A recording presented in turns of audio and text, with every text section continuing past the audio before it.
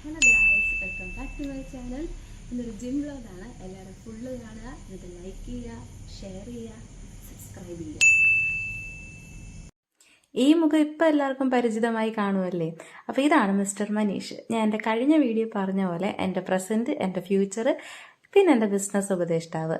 ഇത് ജിമ്മിൽ വന്ന എൻ്റെ ജിം കോച്ചും കൂടിയാണ്. അത്യാവശ്യം നല്ല രീതിയിൽ പണിയെടുപ്പിക്കുന്നൊരു കോച്ചാണ്. പക്ഷെ ഞാൻ അത്യാവശ്യം നല്ല ഉടായ്പാണ്. വെയിറ്റൊക്കെ കുറേ അങ്ങ് കുറയ്ക്കും. എന്നെ കൊണ്ട് പറ്റാവുന്ന രീതിയിലെല്ലാം ഞാൻ ഉടായ്പ കാണിക്കാറുണ്ട്.